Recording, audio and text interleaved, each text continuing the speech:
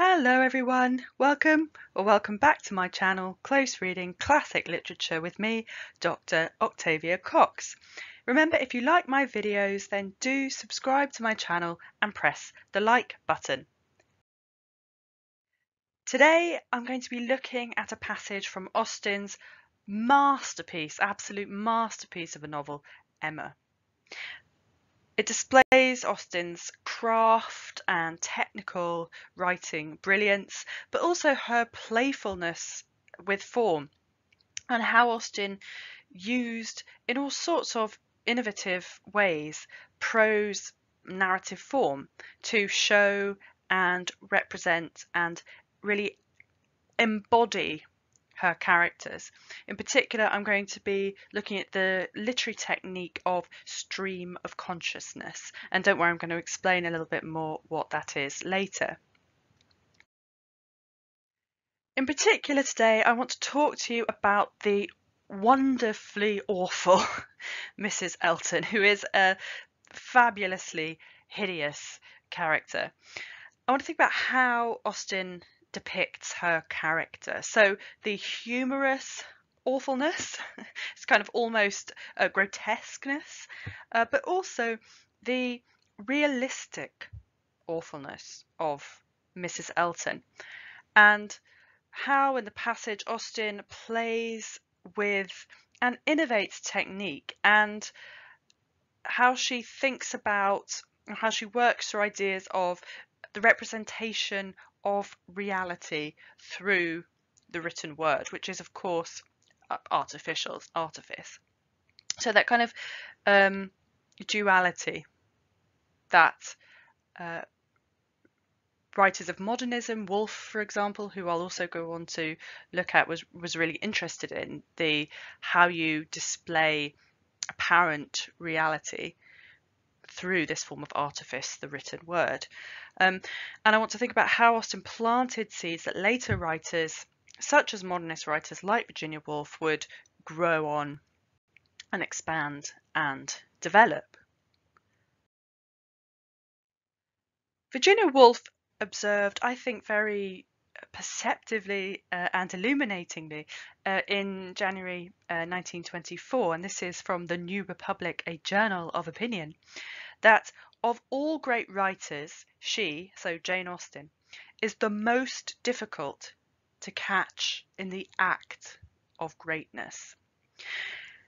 And today I'm going to try and catch Austen in the act of greatness, using and how she uses a technique that obviously would go on to be associated with Woolf and modernism. So stream of consciousness is a technique often associated with modernism and writers like Woolf, so in To the Lighthouse, for example, one of her most famous novels from 1927, or Mrs Dalloway, and I'm going to look at an extract of that a little bit later, but also in other writers like, or other modernist writers like James Joyce, for example, in Ulysses, published in 1922, but also other modernist writers like D.H. Lawrence, and there are many other examples that I'm sure you can find. I think it's worth pondering why Austen, as Woolf says, is so difficult to catch in the act of greatness. And I'd suggest, and I'd posit, I'd put forward that it is how she manages this duality that I was talking about. So on the one hand, she has a narrative style that is at once highly constructed and stylized and artificial, you might want to say, or at least displays a kind of artifice, while at the same time actually very effectively representing reality. And as I said, I think it might be this that makes it so difficult to catch her greatness, because there's a sort of assumption that what appears natural is easy. And anyone who's ever tried to get very good at anything really knows that really it's someone who's very highly trained, who's very good at technique, who's really honed their skill, who can do something difficult and make it appear easy. But I think that might be in part why Austen's genius is so difficult to catch kind of in the moment, because as I'll go on and talk about later, she's interested, particularly in Emma, in ideas of ordinariness. So the passage that I'm going to be close reading is the glorious strawberry picking scene at Donwell Abbey, and this is Mr. Knightley's estate. So I'm going to think about how Austen represents character, particularly Mrs. Elton's, through form. So I'm going to start by outlining and giving a quick definition of what stream of consciousness is, and look at a passage of Woolf, so kind of classic stream of consciousness, certainly literary stream of consciousness. Then I'm going to move on to look at the idea of compression and concision. And this is really how Austen, you might say, perhaps differs from classic stream of consciousness. And I'm going to think about how Austen uses conciseness. Stream of consciousness, in many ways, is about fullness and about representing all of a mind in action. Whereas in the strawberry picking scene passage, lots of that has been edited out. It's much more concise. And I'll go on to talk about a bit about that. And then I want to talk about how Austen's use of compression adds to the humour and the ridicule and the exposure of Mrs. Elton. But also, importantly, the realism of the scene. And this might seem rather paradoxical, I know, because generally, kind of high arch humour does not necessarily go hand in hand with realism. Ordinary everyday life is not necessarily made up of moments of kind of high arch critical humour. But this might be, you could say, another example of why Austen is so difficult to catch in the act of greatness, because she puts together actually these apparently paradoxical things in a way that you might not appreciate are paradoxical when you're reading them. But that's something to think about in a bit more detail. So I'm going to start by reading the passage in full. Mrs. Elton, in all her apparatus of happiness, her large bonnet and her basket, was very ready to lead the way in gathering, accepting, or talking strawberries, and only strawberries could now be thought or spoken of.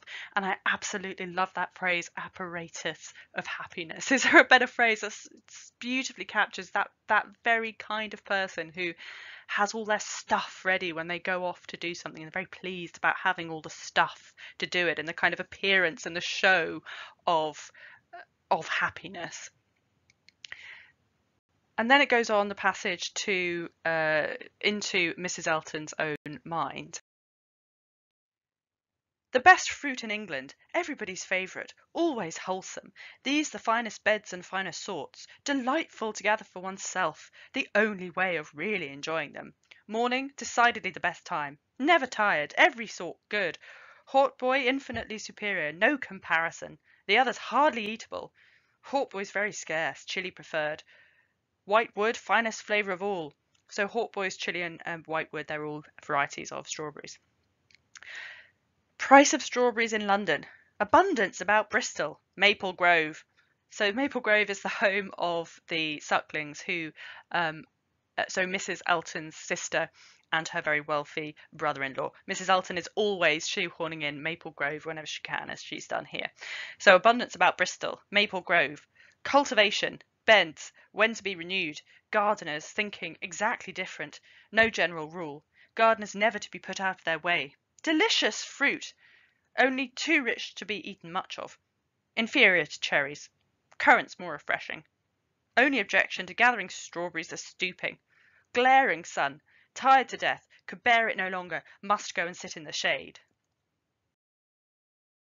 Such, for half an hour, was the conversation, interrupted only once by Mrs. Weston, who came out in her solicitude after her son-in-law to inquire if he were come. a beautiful touch here by the narrative voice. Such for half an hour was the conversation, despite the fact that this conversation occurred with only one participant. Really, it's a monologue. So I just want to start then by thinking about what is stream of consciousness.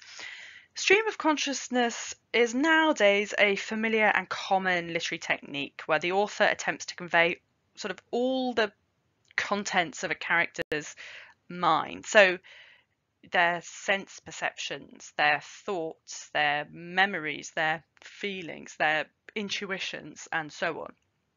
And the author sort of attempts to convey all of those things in relation to the kind of stream of experience as it occurs.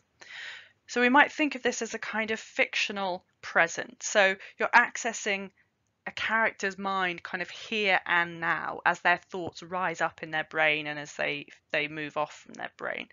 And this is supposed to be, or at least in the early 20th century when kind of the modernist movement was interested in this, it's supposed to be a way of representing the kind of real truth of a character because it's apparently unfiltered by the editing of a narrative voice. So it's supposed to be representing character in a kind of unedited way. And stream of consciousness really is a kind of commonplace of 20th century fiction. But of course, that the crucial point really to remember is that it's apparently unfiltered by the editing of a narrative voice. Like all art, like all artifice, like all prose narrative fiction, it is highly stylized and highly edited to give the impression of realism. And if you look at manuscripts, Woolf's manuscripts, she's a great editor and a great reviser of what she wrote, as indeed was Austen from some of the manuscripts that we do have of hers, not that we have very many. So this is the Oxford English Dictionary definition of stream of consciousness. So you can see that the first definition actually is about psychology, and it's the second definition that is about literary criticism. So really this was first thought of as a psychological phrase rather than a literary one. So definition one then, psychology. An individual's thoughts and conscious reaction to external events experienced subjectively as a continuous flow. Also loosely influenced by sense two, so the literary criticism sense, an uncontrolled train of thought or association. So that's the first definition. And then the second definition in terms of literary criticism, a method of narration which depicts events through this flow in the mind of a character, an instance of this. So you'll see that the first quotation, when the term was kind of first used or came into being, is from 1855. So mid 19th century, long after Austen herself had died. Austen died in 1817. And this is the use of the phrase from 1855, the concurrence of sensations in one common stream of consciousness in the cerebral highway. And then perhaps in a more familiar quotation, this is from 1890, consciousness does not appear to itself chopped up in bits. A river or a stream are the metaphors by which it is most naturally described. In talking of it hereafter, let us call it the stream of thought or consciousness of subjective life. So it's a psychological term before it's a literary one. And it came into being as a phrase in the mid to late 19th century. But of course, people and writers were interested in this, in human psychology, in behavior, in motivations, in thought patterns of characters, in the ways that people's minds work, before the advent of psychology as a scientific discipline in the late Victorian period, in the late 19th century, as was Austen. So yes, we can say that it's an anachronistic term to use because it didn't come into being until after Austen had died. But at the same time, I think it's useful for us to think about how Austen laid some of the seeds that would go on to come to fruition in the late Victorian period, when these ideas of psychology and kind of literary representation came more closely into kind of dialogue and contact with each other. So yes, it's anachronistic, but I still think it's a useful way to think about what Austen is doing in this passage, even if she wouldn't have called it stream of consciousness, even though she wasn't aware of the phrase stream of consciousness, obviously. So from the dates, you can see that the term stream of consciousness, at least in a literary sense, aligns with the period of modernism, which concerned itself in representing, or concerned itself sort of overtly in representing the minds and and characters' thoughts and ideas of self and so on. And you know, one can see this particularly in, for example, the fact that Virginia Woolf and her husband Leonard at the Hogarth Press, which was their own sort of private press, printing press that they ran from their own house, they were the first to publish Sigmund Freud's works in English, who's obviously thought of as the father of psychoanalysis. So yes, modernism is perhaps more overtly kind of interested in how psychology and the representation of the mind align, but I think we can see Austen doing some of that too, even if she wouldn't have used that same language. To see this in action, I want to go back to the two definitions. So, an individual's thoughts and conscious reaction to external events experienced subjectively as a continuous flow, and a method of narration which depicts events through this flow in the mind of a character. And it seems to me that the strawberry picking scene in Emma matches quite closely these two definitions. Readers are told nothing at all of the actual facts of the scene, so the external events, only how the occasion was experienced and commented on by Mrs Elton, so the kind of subjectivity of Mrs Elton. So in this sense, we can see that Austen's passage adheres to the definitions of stream of consciousness, although, as I've said, the term itself is anachronistic. Although we might want to think about the idea of consciousness, where there might be a kind of significant difference. So the definition says an individual's thoughts and conscious reaction. Now you might say that perhaps the representation of Mrs Elton is not conscious from Mrs Elton's own perspective. So to think about this a bit more, I want to look at what you might call a kind of conventional or classic 20th century example of stream of consciousness. And this is from Virginia Woolf's Mrs Dalloway, which was published in 1925. And this is from very early in the opening chapter, so chapter 1. And then, thought Clarissa Dalloway, what a morning, fresh as if issued to children on a beach. What a lark, what a plunge, for so it had always seemed to her when, with a little squeak of the hinges, which she could hear now, she had burst open the French windows and plunged at Bourton into the open air. How fresh, how calm, stiller than this, of course, the air was in the early morning. Like the flap of a wave, the kiss of a wave, chill and sharp, and yet, for a girl of 18 as she then was, solemn, feeling as she did, standing there at the open window, that something awful was about to happen. Looking at the flowers, at the trees with the smoke winding off them, and the rooks rising, falling, standing and looking, until Peter Walsh said, "Musing among the vegetables? Was that it? I prefer men to cauliflowers. Was that it?"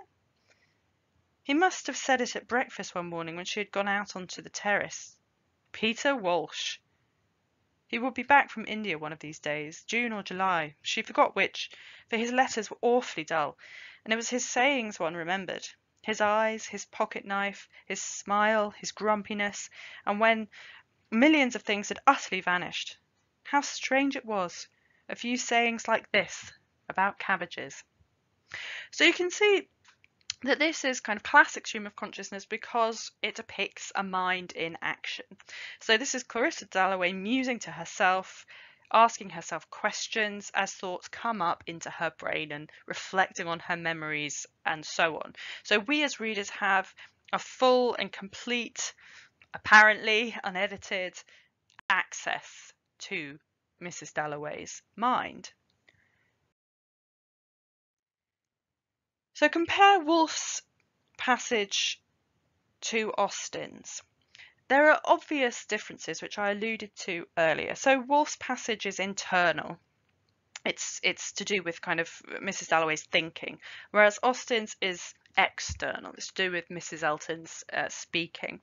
Although obviously Mrs. Elton's conversation, as the narrative voice sort of wryly puts it, gives us insight into her unconscious internal sphere. It reveals a lot about Mrs. Elton that Mrs. Elton wouldn't know about herself, which we'll get on to a little bit later. I mean, also a crucial difference is the idea of the kind of self-reflection, which is present in Woolf, so that you've got the questioning mind, which is kind of questioning reality, questioning the truth of memory and so on. So when Mrs. Dalloway asks, was that it? Was that it? It's you can see that the idea is representing a questioning mind in action, that we're seeing the thoughts of that mind asking the questions that it asks itself, those kind of rhetorical abstract questions that one might ask oneself when you're trying to remember something. Is that how I remember it? Do I remember it right? And so on. And this self-reflection that I've said is present in Woolf is obviously not present in Austen. Mrs. Elton isn't aware of her mind. There isn't that kind of layer of having a mind in action and then reflecting on the fact that you're aware of your mind in action. That's not present in Austen. So in some ways then you can see Woolf's narrative as a development from Austen's, or the modernist stream of consciousness narrative as a development from these kind of early, we might call them proto streams of consciousness narratives that people like Austen are developing. Because Mrs. Dalloway is aware of her own thoughts, etc., in a way that you might say that Austen's characters aren't. But in some ways, I want to suggest that Austen's proto stream of consciousness, if we're going to call it that, is more sophisticated, or is at least attempting something different from Woolf's narrative, something that is sort of lost in the fullness of classic 20th century stream of consciousness, which is not to disparage modernist stream of consciousness, but just to say that Austen is kind of foreshadowing that and playing with some similar ideas much earlier than writers like Woolf. And what is different is Austen's use of compression and her use of concision in her narrative style. So Austen's passage is highly edited, and the edits are very stylized and very clear to readers. This is not the kind of realism, and again, realism is an anachronistic term to use because it comes into being really in the kind of later high Victorian novel period of, again, the sort of mid to later 19th century. But so this is text, this is narrative style, prose narrative that is not realism as we kind of understand it now. So we don't get the whole transcript of Mrs. Elton's monologue, the conversation, as it's euphemistically called by the narrative voice. And thank goodness, frankly, because can you imagine how many thousands of words we'd have to wade through if we got everything that Mrs Elton had said in that half an hour without interruption. So the narrative voice, the kind of editing hand has cherry picked, to use a fruit metaphor, cherry picked the highlights for the reader, and the dashes make very clear the edits, and the hyphens almost symbolize a kind of lost blank spaces in between these so-called highlights, the bits that are being presented to us. So Woolf, in her prose narrative of Mrs Dalloway, is attempting to show the kind of fullness of the character's mind. So we get all the thoughts as they flow into the mind. There's that kind of representation of reality. But then Austen is attempting, it seems to me, two positions at once. So first, she's trying to show that Mrs Elton had engaged in a kind of verbal stream of consciousness in the scene itself. But second, that the reader is getting the edited highlights of that verbal stream of consciousness. And this reveals something very different about Mrs Elton from what Woolf is attempting to reveal about Mrs Dalloway. What we get in the Austen passage about Mrs Elton is not something that Mrs Elton herself would be conscious of, would be kind of aware of.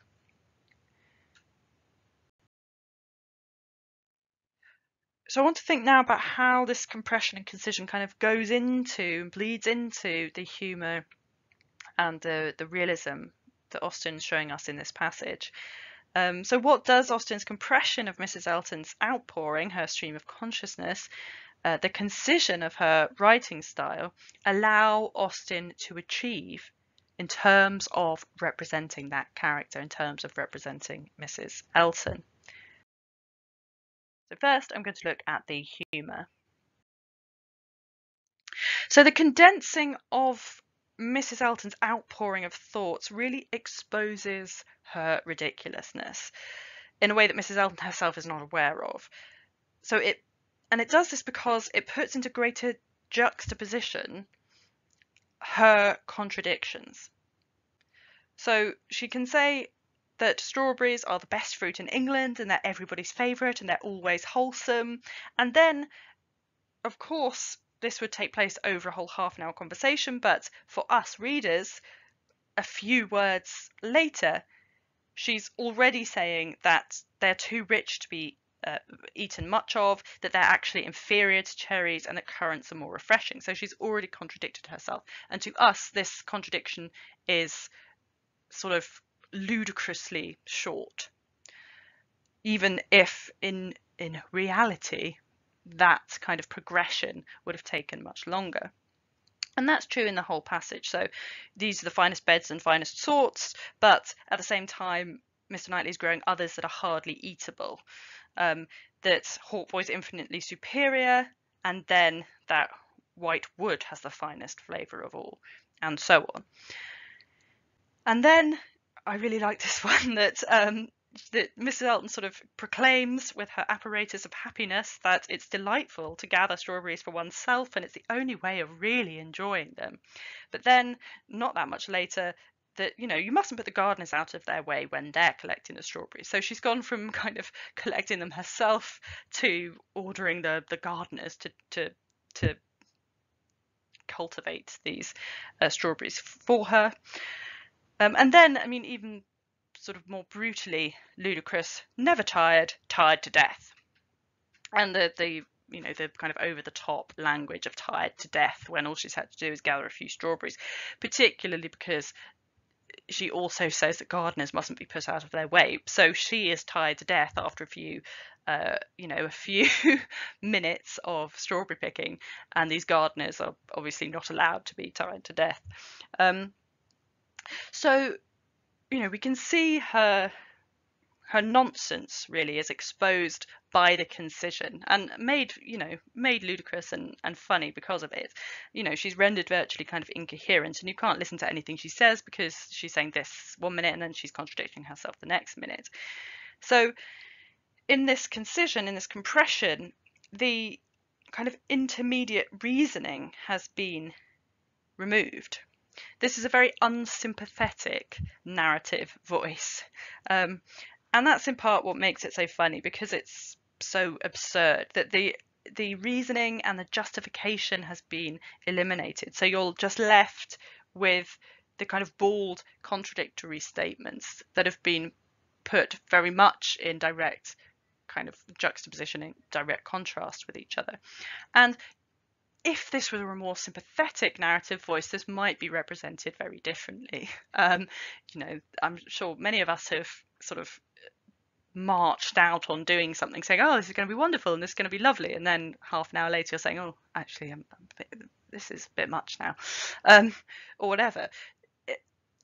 This could perhaps have been presented more sympathetically if it were a more sympathetic character, but the editing has exposed Mrs Elton in a way that, so it's used Mrs Elton's verbal stream of consciousness and just selected certain bits from it to expose her.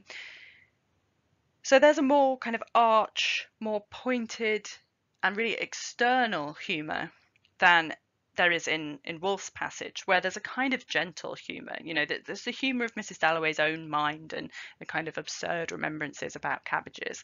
Mrs Elton, the narrative voice about Mrs Elton is much more arch, much more pointed, much more critical. So now to think about literary realism and how Austen's use of compression is actually a way of representing reality. So we've got to think really about the representation of mind and character, and both Woolf and Austen are obviously very interested in this. And the term realism, as I've said, is slightly anachronistic, as it doesn't really come into being until the sort of mid-Victorian period, which is the kind of high realism novel. So those are kind of the writers of novels, novel writers, like Charles Dickens, George Eliot, and so on. Those kinds of writers we think of as writers of realism, the kind of term that we have given that style of writing, even though of course it is as artificial as any other. But authors and literary critics in the Romantic period, when Austen was writing, were beginning to think about how the written word, which is of course an artificial medium, could best represent and convey real, ordinary life. And in its own time, Austen's Emma was noted for its attempt to convey ordinary real life, and it was celebrated by some for doing this and dismissed by others. So Maria Edgeworth, for example, who I have spoken about elsewhere in another video in relation to Northanger Abbey, because Austen celebrates Edgeworth in Northanger Abbey in the defence of the novel section. But Edgeworth sort of dismissed the ordinariness of what's going on in Emma.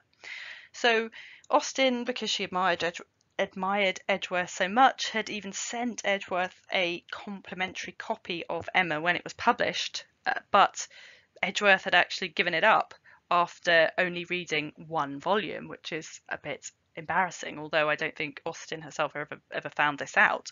But Edgeworth said of Emma, "There was no story except that Miss Emma found the man whom she designed for Harriet's lover was an admirer of her own, and he was affronted at being refused by Emma, and Harriet wore the willow, and smooth, thin water gruel is, according to Emma's father's opinion, a very good thing, and it is very difficult to make a cook understand what you mean by smooth, thin water gruel."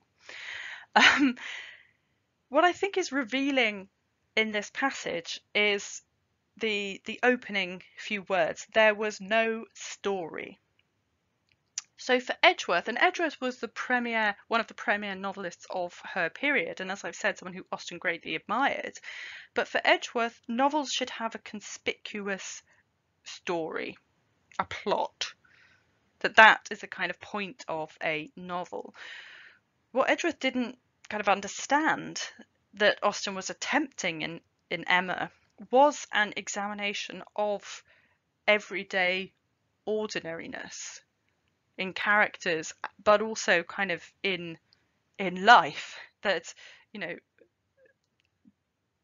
it might not be much of a story, but there are people who live their lives like Mr. Woodhouse, being very interested in how to get somebody to cook a smooth, thin water gruel. And actually, as a kind of separate point, it's one of the things that I really think is so brave that Jane Austen was attempting in Emma, which is to write an accurate representation of boredom, because Emma as a novel is so much about boredom, and Emma as a character really has experienced a life of boredom because she's had to live with Mr. Woodhouse and his interest in thin water gruel, etc. And I think it's really, really brave of Austen to write something that so accurately reflects what it is to be bored. Anyway, that's just a sort of a tangent.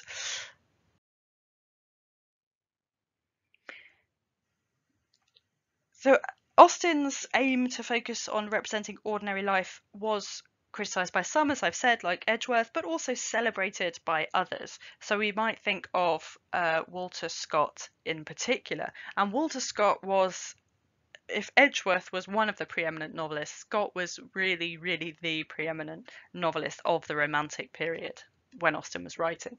He was up there with Byron in terms of sales. And he reviewed Emma in the Quarterly Review. Now you might notice there from the title page a similarity between the two, which is that they are both published by John Murray, and in fact Austen had negotiated and found a new publisher for Emma, and she moved from her old publisher for the publication of Emma to John Murray, who was one of the foremost publishers of the period. He published Byron. He was a publisher of Byron, for example. So this was a big move for Austen. And John Murray had asked Walter Scott to write this review of Emma in another publication of his. So you might say that Walter Scott kind of necessity had to write a bit of a puff piece for Emma. And okay, that's, you can argue whether or not that is the case, but the point that I want to make is that Scott makes some adroit and pertinent observations about Austen's newness as a writer, which he needn't do if he was just writing a puff piece. And this part of this newness that Scott picks up on is her realism, as it would later be called. And Austen herself read this review, and she was tolerably pleased with it, although I don't think that she knew that it was Walter Scott. Had she known that it was Walter Scott who gave her such a glowing review, she might have been more kind of obviously pleased. But Scott observed, a style of novel has arisen, focused on the art of copying from nature as she really exists in the common walks of life, and representing to the reader, instead of the splendid scenes of an imaginary world, a correct and striking representation of that which is daily taking place around him. We therefore bestow no mean compliments upon the author of Emma when we say that, keeping close to common incidents and to such characters as occupy the ordinary walks of life, she has produced sketches of such spirit and originality that we never miss the excitation which depends upon a narrative of uncommon events. Essentially, that's the bit that Edgeworth was missing. Arising from the consideration of minds, manners, and sentiments greatly above our own.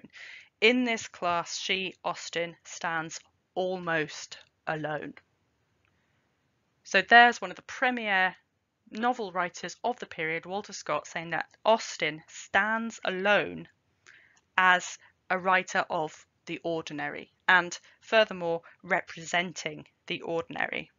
And it sounds kind of contradictory to say that she represents the ordinary with much spirit and originality.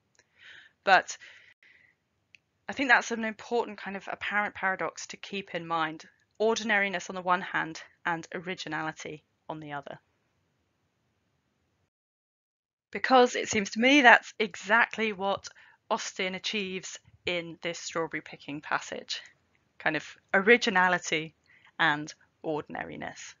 And how she kind of represents ordinary real life in such an original and unusual way for the time in which she was writing, which, you know, when we get on to modernism is commonplace for that period, but it really wasn't common at all in the time in which Austen was writing.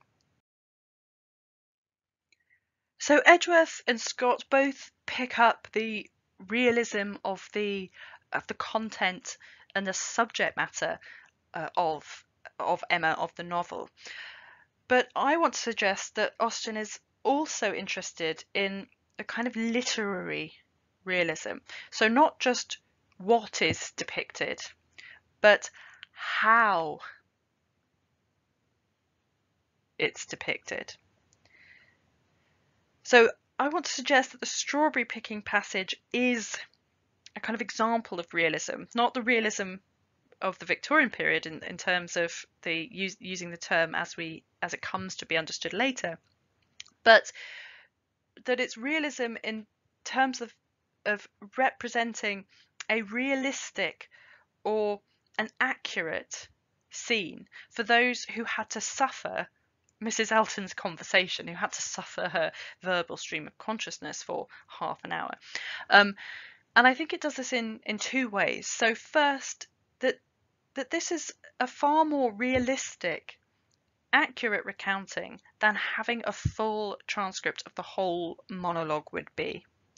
So this is how you remember conversations with people. You remember flashes and you remember snippets, a bit like how Woolf's Mrs Dalloway is trying to remember scraps of conversation from Peter Walsh.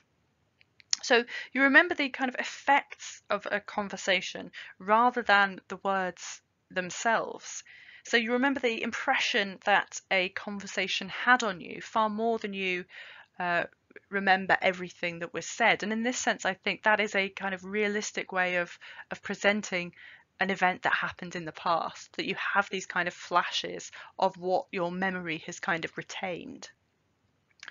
And the second way then, I think, is that this is how it can feel to be stuck with somebody who won't stop talking, that you do kind of zoom in and out and you aren't really sure how a person got from A to B. You can be listening to someone and they're just talking, and then you suddenly realize you're supposed to be paying attention to them, and then you start listening again and they're suddenly talking about something completely different and you have no recollection of how they got from point A to point B. And again, I think this is quite a realistic representation of that, of what it is like to have to kind of suffer the conversation of Mrs Elton. So in this sense, it's a kind of impressionistic representation of mind and, importantly, of memory, because this is a scene that's kind of presented to readers later. And in some ways, we can see this perhaps as aligning with William Wordsworth's account of memory as being, and he talks about this in his own poetry, but memory being like spots of time. That these spots kind of come into focus or they move out of focus, and the bits around the edge are kind of blurry, and you retain particular details that seem to have some significance for you, but you can't necessarily remember the kind of context of how that particular memory flashed up or why it was that particularly stuck in your mind. And I think that's what we can see here in this passage by Austen, these kind of spots of time, that these moments of what Mrs Elton had said are kind of being recorded, and the bits in between are the kind of blurred bits on the edges of those spots of time. So Austen's strawberry picking passage does show and judge, I would argue, the essence of Mrs Elton's mind. So through Mrs Elton's stream of consciousness, her verbal stream of consciousness, and then subsequently the narrative voices editing of that stream of consciousness, which reveals the kind of vacuity of Mrs Elton's mind and also her self-servingness, I really hope you found it thought-provoking to think about the narrative techniques of these two great women authors, who I think both are kind of difficult to catch in the act of greatness, and how their techniques overlap, but also how they diverge, but also how playful and innovative Austen really was, which is not to dismiss, of course, modernism's achievement, but to celebrate how ahead of her time Austen really was, I think. In particular, in this instance, in her use of proto, as I've called it, proto stream of consciousness. Thanks for listening. If you like my channel, do please subscribe, hit the thumbs up, and I'd love to know what you think, so do comment down below.